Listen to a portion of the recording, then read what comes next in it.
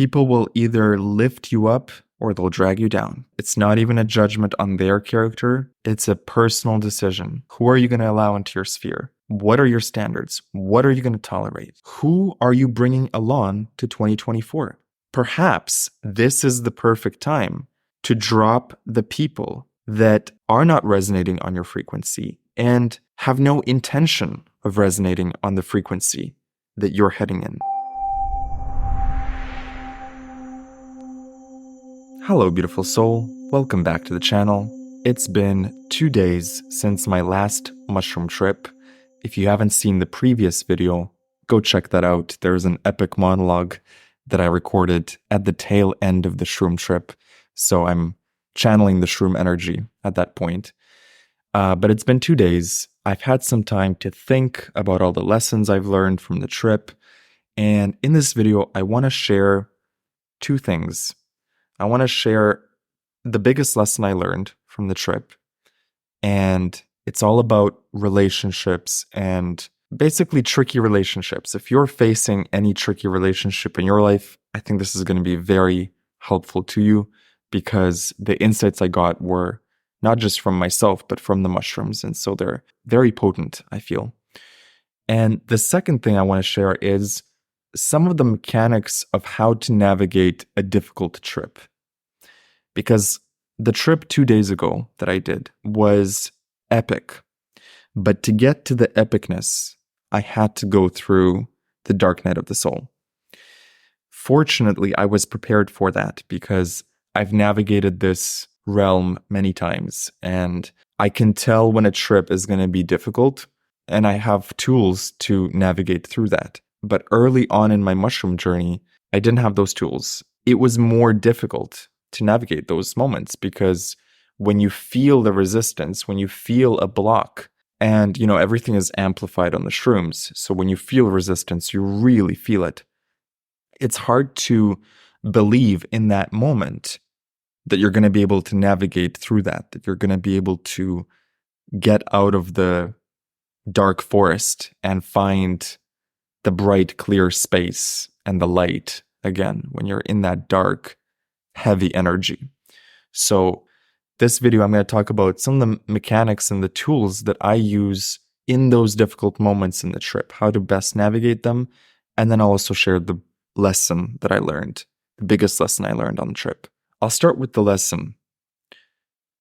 The lesson is take care of yourself and value yourself and value your own self-worth.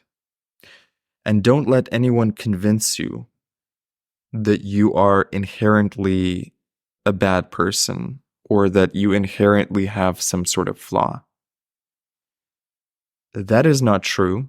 And if it was true, no outside person has the authority to know that. Only you and God know that. So if you truly feel like you've done something terrible in life, God will let you know about that, and karma will let you know. But other people's opinions about your character are their opinions. And here's the thing, if you're someone like me that appreciates honest feedback from friends, it can be hard not to take it on wholesale. Because if someone's giving you a certain type of feedback, you want to learn from it, you want to improve from it. But there's a very clear difference between helpful feedback and toxic feedback. And at times it's a very subtle distinction. But once you see it, you can't unsee it. And so I invite you in your life, if you have any person that keeps giving you feedback, but you sense deep down there's something toxic about the way they're doing it.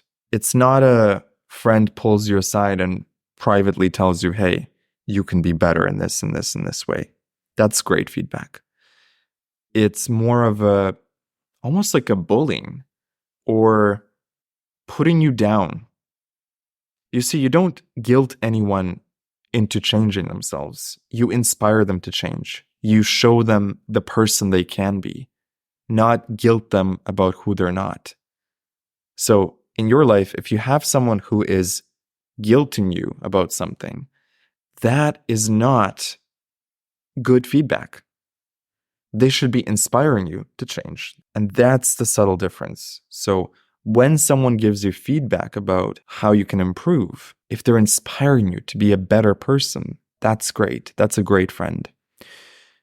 But if they're guilting you into look how you've behaved or look the kind of person you are, there's something sinister going on there. Perhaps they're looking for a bit of a power trip. Maybe they're unhappy with life and they're taking it out on you. There's something going on there that's not quite right. And it can be very subtle. But the way you can tell is it inspiring you? Is this person inspiring you to be better? Or are they guilting you about who you're not? The great friend will inspire you to raise your standards and to step into the greater you. They're not going to put you down for who you haven't yet become. As you can probably guess, the difficulty in my mushroom trip was that I was experiencing a situation with a friend where I realized their behavior was not okay by my standards. And that was a key word in the trip, actually, is raising your standards. I've talked about this in another video on my YouTube channel. And, life will ask you to raise your standards in all areas. Raise your standards in your financial health. Raise your standards in your fitness. Raise your standards in the environment you live in. How clean is your environment? How tidy is your environment? What are your standards for that? But especially, life will test you in the area of relationships. What are the standards that you have for the kind of friends you have in your life, for the kind of people you allow in your life? What are the standards you have for your closest relationships? It's easier to see this in other people, by the way. I'm sure you can think of at least one person that has maybe low self-worth, and they allow all sorts of negative people into their life that you yourself would never allow. You might talk to them for 5 minutes, but you would never let them in to your life.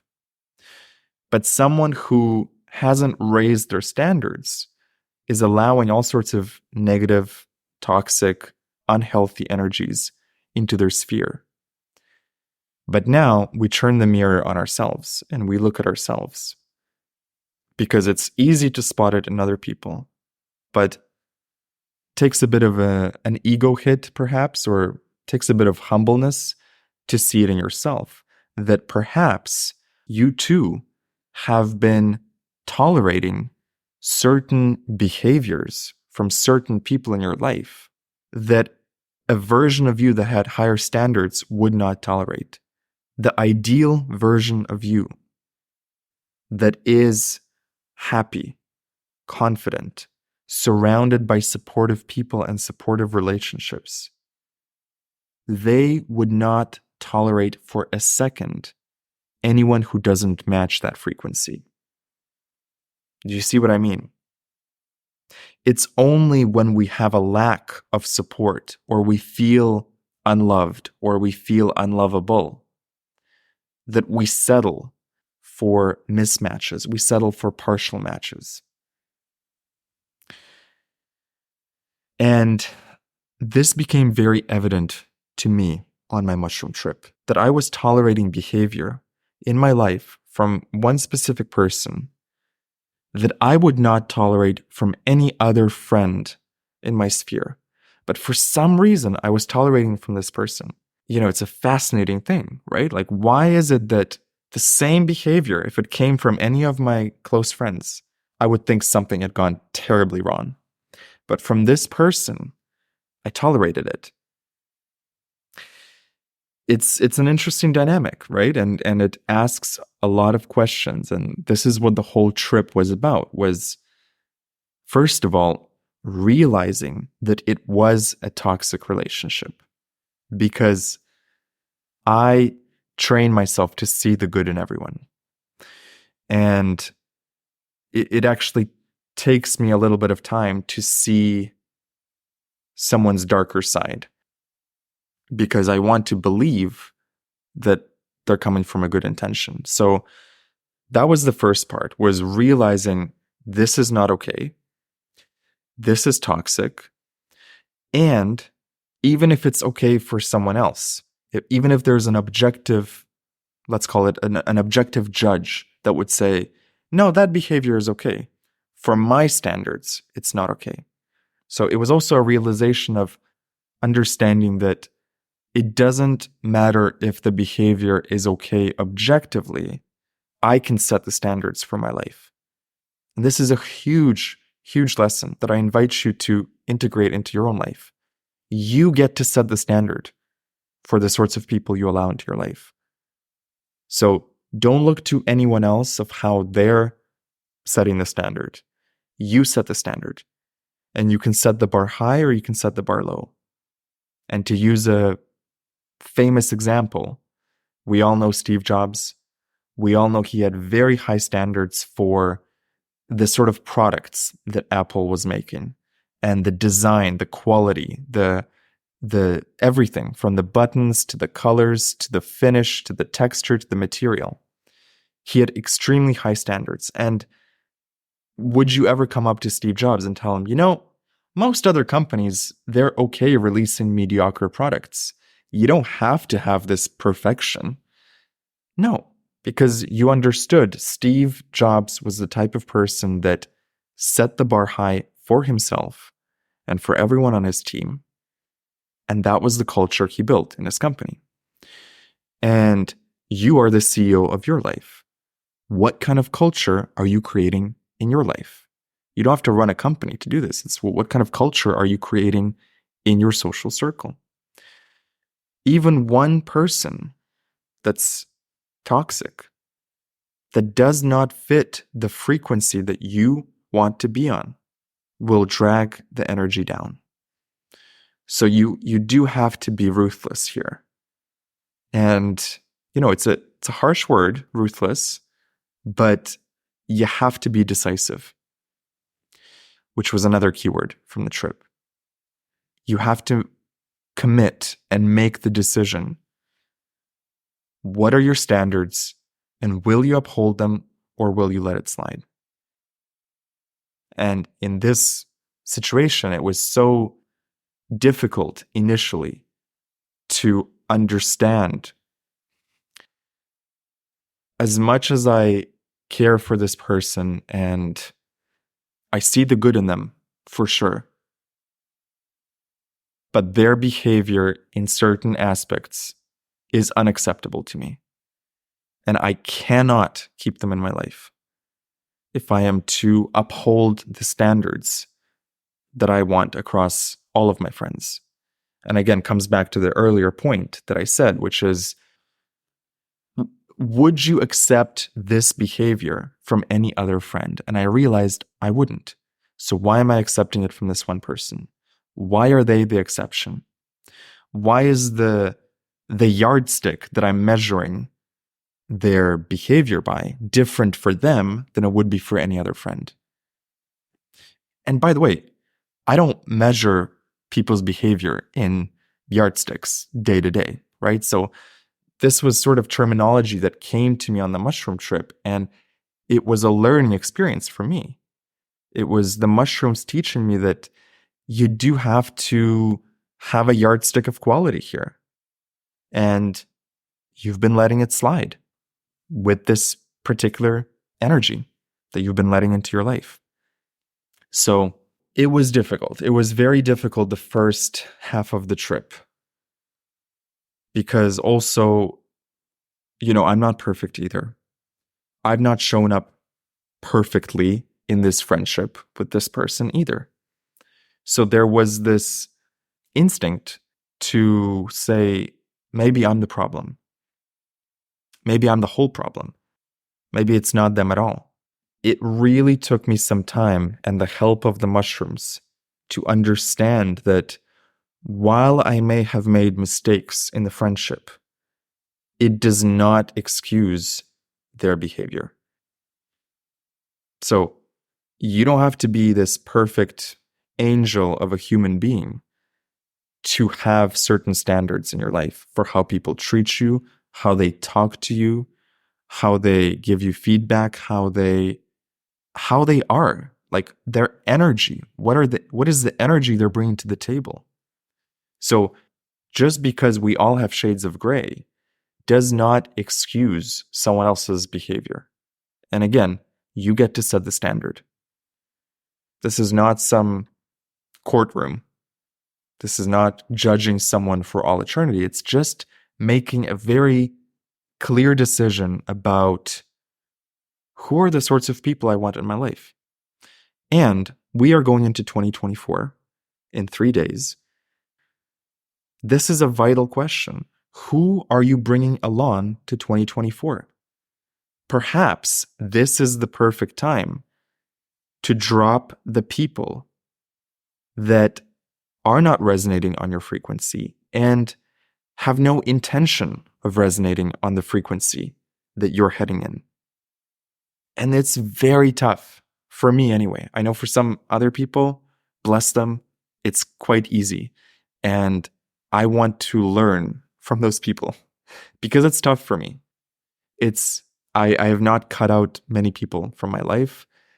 It's always a difficult decision for me to block someone or to cut them out because it feels so final. But that's kind of the point. In order to move to the next level of your life, you have to fly with the eagles.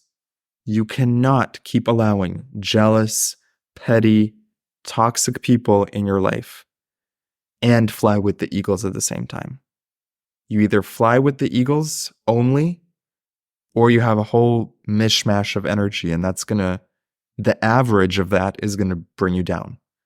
So if you want the average frequency of your life to be high-flying, quality, extraordinary, whatever that means to you personally, you've got to drop the anchors. That was another big message from the shrooms. You've got to drop the anchors. Drop the anchors that are holding you down.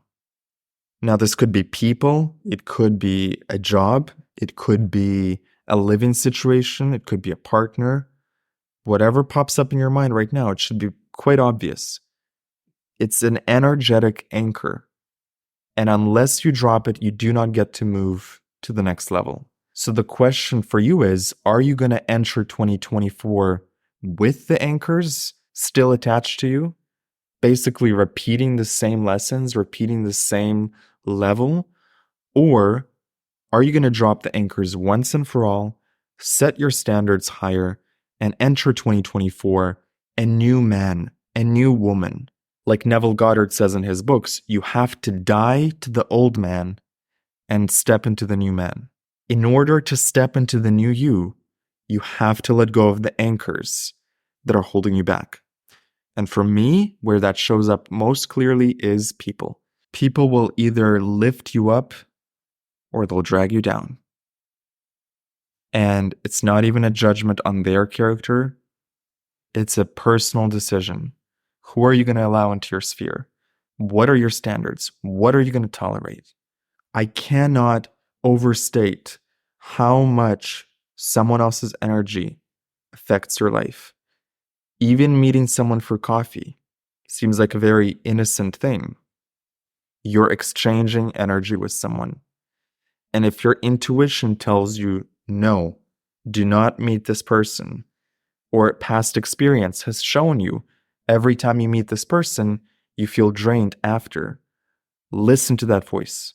Listen to your intuition. Be discerning about who you meet and who you allow into your energy space. To be in your energy is a privilege. And I'm speaking to you, the person watching this. To be in your energy is a privilege. And if someone doesn't respect that privilege, get them out of your life. You don't owe anybody your time or energy. Keep your circle tight. keep it small, and keep it positive. Optimistic. Fly with the eagles. So let me talk a little bit about the mechanics of the trip and how it went down. I went into this trip during the full moon, December 26th. I knew it was going to be a special night, and I wanted to do the mushroom trip specifically during the full moon. I wanted to see what kind of energies would happen. I was not disappointed. But here's what happened in the beginning. And thank God I was prepared for this, because otherwise the whole trip could have just gone off the rails. So I take the mushrooms, I go up to the roof of this villa to see the sunset. Beautiful, gorgeous view. The mushrooms kick in, the visuals kick in, and I'm feeling sad,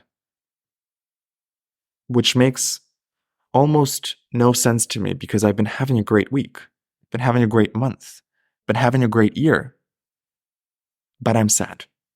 And I can't put my finger on it. I just feel off. And it's so frustrating in the mushroom trip because you feel like you should be enjoying it. You should be enjoying the sunset. You should be enjoying the visuals. Why am I unhappy? This is the lesson of resistance. If you feel this during your mushroom trip, the idea is to accept it, sit with the emotion, get curious about it, and just wait. The answers will come. The reason why you're sad, the reason why you're unhappy, it will float up to the surface. But it may take a little bit of time. And so don't get frustrated in the beginning, feeling like you should be enjoying something, but you're not. If you're not enjoying the trip, it's okay.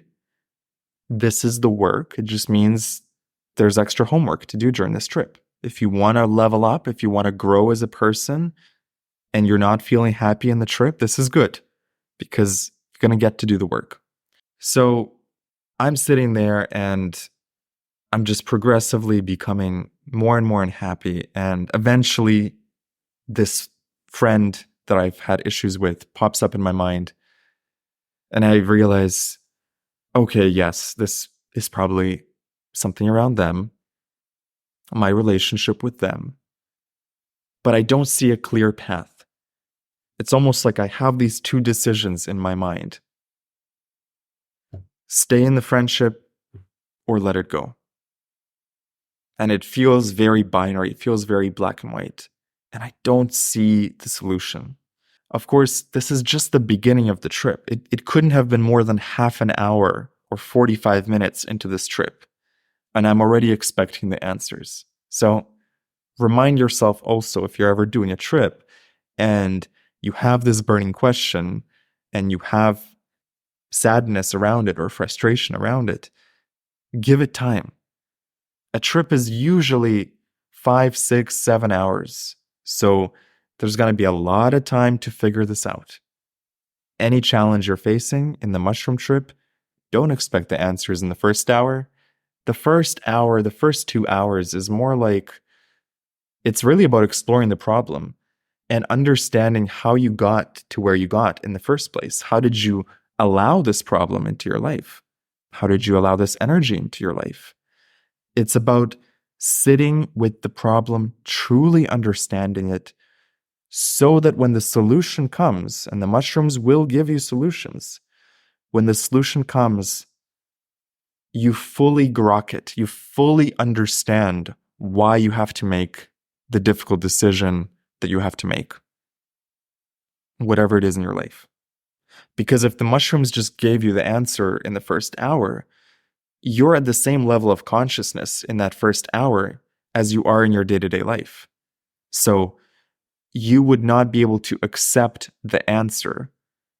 Do you see what I mean? You actually have to sit with the mushroom trip for 3, 4 hours and let your consciousness be shifted, be morphed, be molded by the mushrooms to get to a frequency where you're able to see the clear path and you're able to see the solutions. Was it Einstein that said the solution cannot be found at the same frequency as the problem? or the same level of thinking. So you're at a certain level of thinking as you go into a mushroom trip. By the end of the trip, you're at a whole new level of thinking, but it takes time to get there. So the mushroom trip is a journey. It's a mental journey of upgrading your thinking, upgrading your consciousness, unlocking God mode. And from God mode, you're able to see the zoomed out view of your life. You're able to see the maze. You're able to make the right decision.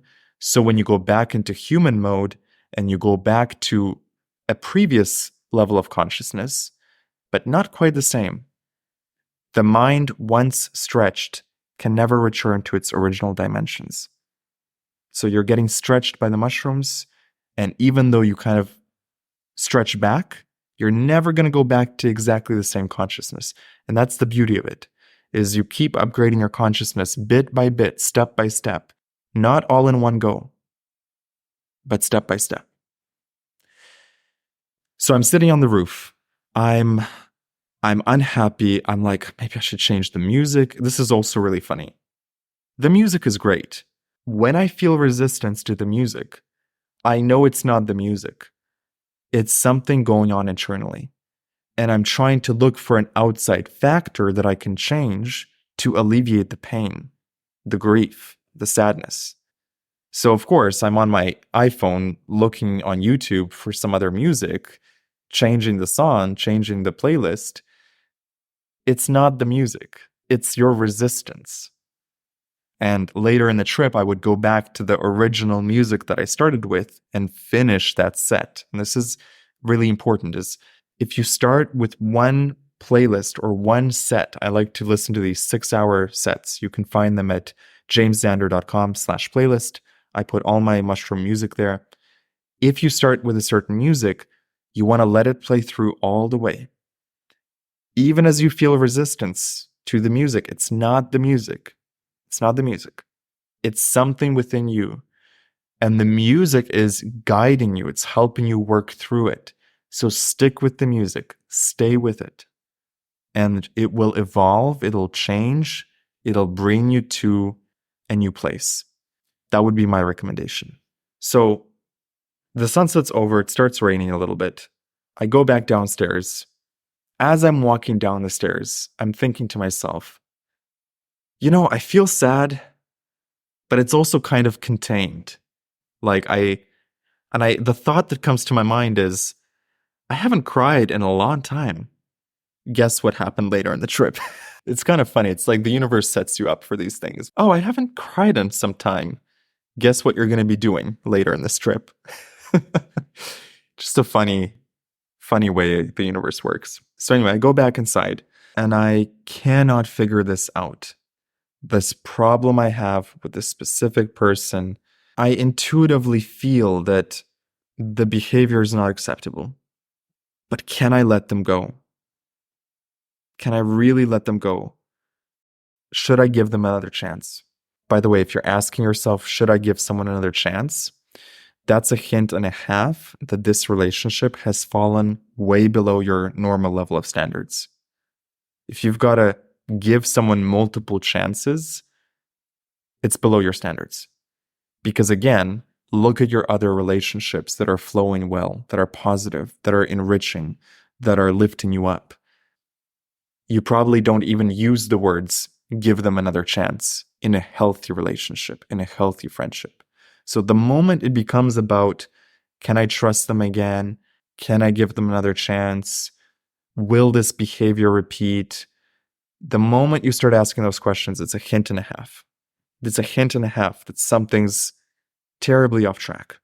So there I am trying to figure this out, not having an objectively good time during this trip, but also trusting that I'll figure it out.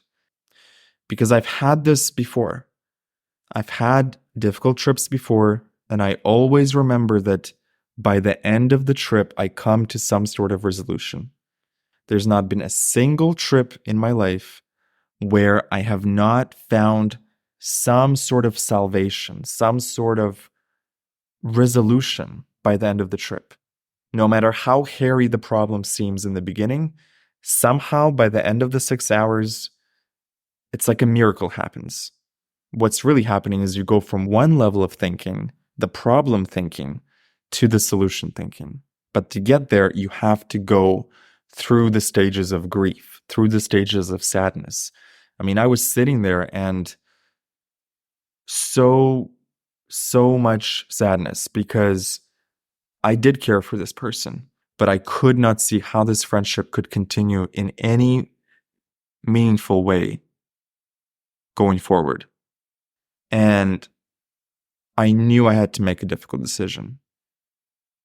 And the mushrooms showed me a couple things that helped. Number one, the lesson I mentioned earlier, they showed me the tolerance issue. Why are you tolerating one type of behavior from this person where the same behavior from your other friends, you wouldn't even dream that that would happen? Why the disparity? As soon as I saw that, that was a major aha moment. It was like a light bulb went off in my head because it was undeniable. I would not tolerate this behavior from this friend, and this friend. So why this person? Why am I tolerating a certain level of behavior here that is far below my normal standards for what a friend is? That was the first aha moment. The second thing that the mushrooms showed me was they basically said, don't you see what a blessing this is? Do you not see what a gift this is? That this person showed their true colors to you in this way on Christmas Eve, by the way. The problem was brewing for a while, but there was a moment on Christmas Eve that really showed me who this person was. And the mushrooms were telling me, don't you see this as a gift?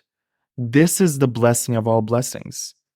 To enter 2024 cleared of this energy, clear of this person, and having gotten the lesson of boundaries, of standards, of tolerance that you can now apply to every future relationship. This is the gift of all gifts. What this person did for you is a huge gift. The lesson they taught you through this will serve you for life. And hearing that from the mushrooms, I mean, I think I literally started crying from gratitude. And I would love to pass this feeling that I felt to you. Whatever you're going through that you think is a curse, or you think is a tragedy, or you think is something terrible, or someone's ruined it for you somehow. Flip it on its head, flip it 180 degrees, and ask yourself, could this be the blessing of all blessings? Could this be the gift of all gifts? Truly. Once I saw that on the mushrooms, it was a true revelation.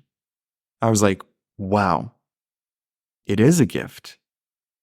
To learn this lesson here in 2023, right before the end of the year, a very powerful lesson that is going to serve me immensely well as I move into 2024. And to receive the gift on Christmas Eve, the timing of that is insane. It's incredible. It's beyond what I could have imagined.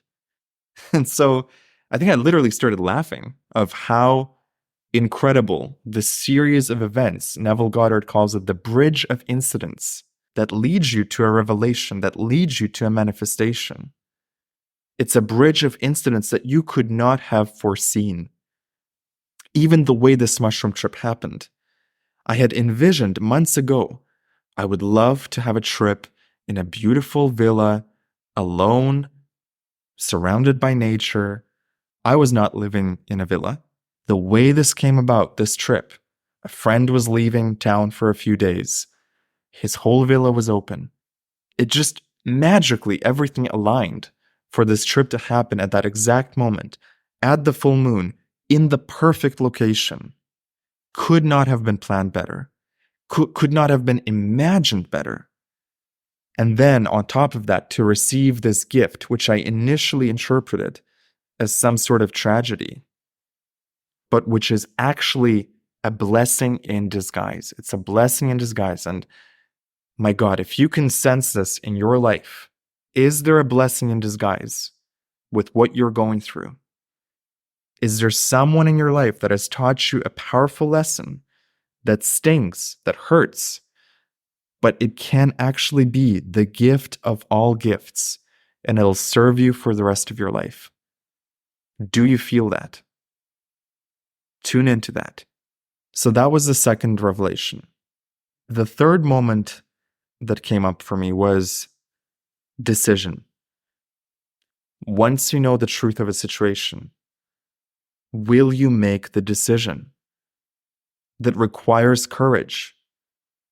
It always requires courage to break up with someone, to cut someone out of your life, to leave a job that you're not happy with, to pursue your dream, to move countries, to leave a long-term relationship, whatever this is for you.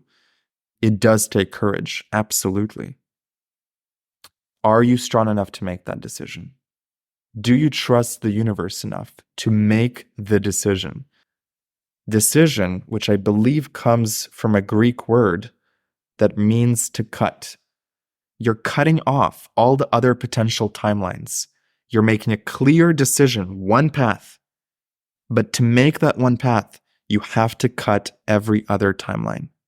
If you're ambivalent at all in any way, and you're trying to leave multiple doors open, that is not a decision. That is ambivalence. That is vagueness. That is staying at the same level and getting to repeat the same lesson again. You have free will. You can do that. But if you truly want to move forward in any part of your life, you've got to start making those decisions. Those one-way door decisions. Not a revolving door where you keep coming back. One way. You close the door and you move forward. Can you make that decision? And so I spent a lot of time in the trip with the mushrooms discussing that, feeling into that. Can I make this decision? I know the decision I have to make here. Am I strong enough to make it? Do I trust myself, my instincts, and the universe and God to make the decision that I know is the right decision for me? Cannot speak for anyone else, but for me, this is the right decision. And so I want to ask you, is there a decision that you have to make before the end of the year, perhaps, that requires courage and requires trust? And you already know the answer. You already know the answer. And if you don't know the answer, come back to your standards. What are your standards for life? What are you asking life of? By the way, let me mention here a side note about acceptance. Because if you've done mushrooms or psychedelics or any spiritual work, you know that acceptance is a big part of the journey. Accepting what comes up, accepting what is. So one could say, why don't you accept this person as they are? And I want to explain that because there is a subtle distinction here. Acceptance in the spiritual sense is accepting what you cannot change. If you're outside and it starts raining, do you accept the rain with open arms and you dance in the rain? Or do you complain about it? Can't change the rain, can change your attitude. That's one type of acceptance. However, the things that you can change, I believe the universe expects you to go ahead and change them. So, simple example, if you're unhealthy and you're not taking care of yourself, that is not acceptance. You are not supposed to sit there and say, I accept this unhealthiness. That is something you can change. That is something you can improve. Even 1%, everyone can agree with that. You can absolutely improve by 1%. So go ahead and raise your standards in that area and start working on that. So in my case, with this particular person, The thing that was holding me back was the acceptance piece. I should just accept them as they are and deal with them as I can. Maybe not be so close to them, but allow them in my life and just accept them. That was my perspective in the beginning. Until I came back to the standards. What are my standards for friends in my life? What are my standards for the way I want to be treated? What are my standards for the people that I want in my life, the people that I allow into my life? Once I realized that my standards were my responsibility, and that if I chose high standards, it automatically means not accepting certain levels of behavior, not tolerating certain things. And I realized if I was going to raise and maintain a certain level of standard, I cannot accept certain behaviors. Not even anything to do with this person anymore. I cannot accept this behavior from anyone. I will not tolerate this. This is a form of self-love, by the way. Do you love yourself enough? Do you have enough self-worth to realize when you've dropped your standards? Do you have enough self-love to realize that something is unacceptable? Or are you going to let anyone walk over you? Another thing that came up on this trip was the idea of tests. And this was really interesting. So essentially, there's two tests going on in my situation. Number one is I feel like this person is testing me. They're testing to see what they can get away with. How much will I accept of their behavior? And you probably have experienced a similar situation in your life. Someone is testing how much they can get away with. To the degree that you allow them to walk all over you, to that degree they will walk over you. So I realized this person was testing me. It hadn't crossed my mind before. I looked back through the messages and the communication and the memories of this person, everything combined, and I realized, wow, they're testing me to see if I'm going to let them treat me this way.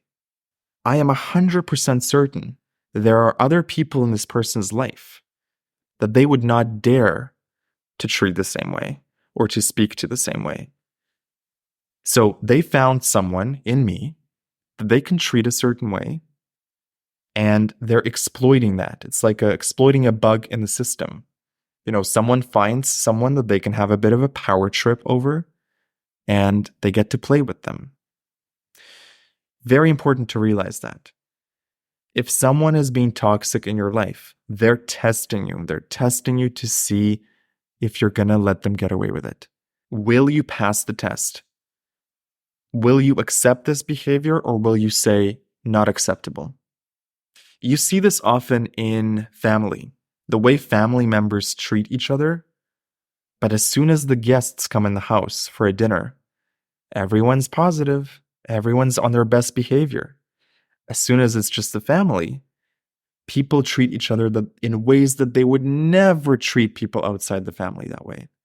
So it's a bit paradoxical. The people that are closest to you are often the ones that will cross boundaries, either from lack of awareness or they are intentionally doing it. It honestly doesn't matter.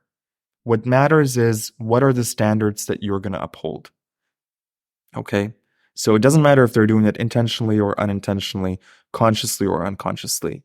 Come back to yourself. Take responsibility for allowing certain behaviors into your life, certain energies, certain ways of being treated, and make a decision. Are you going to allow this or not? So that's the first test. The person is testing you. The second test is from the universe. The universe is testing you.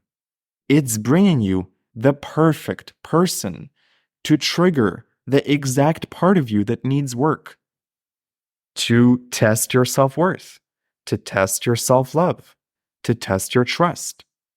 The universe is bringing you the most awesome, incredible test. Will you pass it? If you pass it, you get to move on to the next level. If you don't pass it, no big deal. It's just going to repeat the lesson. It's going to repeat it with the same person or a different person. Different places, different faces, but kind of the same thing. You're going to get to repeat the lesson. But if you use this moment, whatever challenging moment you're going through, and you see it as a test, this is the test of the video game of life. Are you ready to move to the next level? Are you ready to enter the new level in 2024? If you are, make the tough decision, make the commitment, make the courageous decision, and you get to pass the test. Here's the other thing. The decision feels difficult in the moment.